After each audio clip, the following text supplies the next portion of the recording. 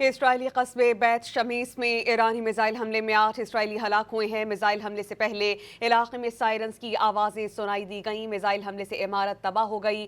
Security اہلکاروں نے علاقے کو گھیرے میں لے لیا ہے۔ واضح رہے کہ اس سے پہلے اہم بیان سامنے آیا تھا ایرانی صدر مسعود پزشکیان کا۔ انہوں نے کہا تھا کہ ہماری جانب سے بھرپور جوابی کارروائیاں جاری رکھی جائیں گی، اور تازہ خبر یہ ہے کہ اسرائیلی قصبے بیت شمیس میں ایرانی میزائل حملے میں 8 اسرائیلی ہلاک ہو گئے ہیں۔ میزائل حملے سے قبل علاقے میں سائرن کی آوازیں سنائی دی گئی تھیں۔ میزائل حملے سے عمارت تباہ ہو گئی ہے اور سیکیورٹی اہلکاروں نے علاقے کو گھیرے میں لے لیا ہے۔ ایرانی میزائل حملے سے قبل علاقے میں سائرن کی آوازیں بھی سنائی دی گئی ہیں۔ میزائل حملے میں عمارت مکمل طور پر تباہ ہو گئی ہے، جبکہ سیکیورٹی اہلکاروں نے علاقے کو گھیرے میں لے لیا ہے۔ واضح رہے کہ ایران کی جانب سے کارروائیاں جاری ہیں۔ اسرائیلی قصبے بیت شمیس میں ایرانی میزائل حملہ ہوا ہے، جس میں 8 اسرائیلی ہلاک ہونے کی تصدیق ہو گئی ہے۔ اس سے قبل ہم نے آپ کو اپڈیٹ کیا تھا ایرانی صدر مسعود پزشکیان کے اہم بیان سے متعلق۔ انہوں نے فوجی کارروائیاں جاری رکھنے کا اعلان کیا تھا۔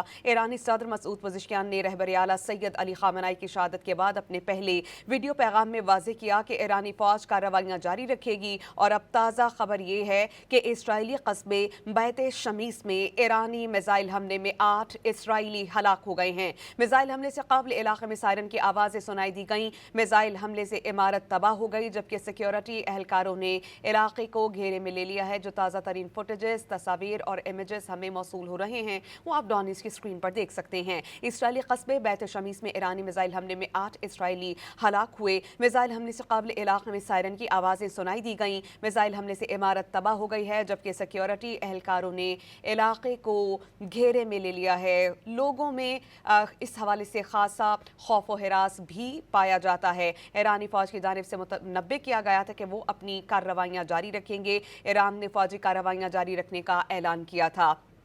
اب سے کچھ دیر پہلے ایرانی صدر مسعود پزشکیان نے رہبر اعلیٰ سید علی خامنہ ای کی شہادت کے بعد اپنے پہلے ویڈیو پیغام میں واضح کیا تھا کہ ایرانی فوج اپنی کارروائیاں جاری رکھے گی۔ مسلح افواج دشمن کے ٹھکانوں کو تباہ کرنے کے لیے بھرپور کارروائیاں کر رہی ہے۔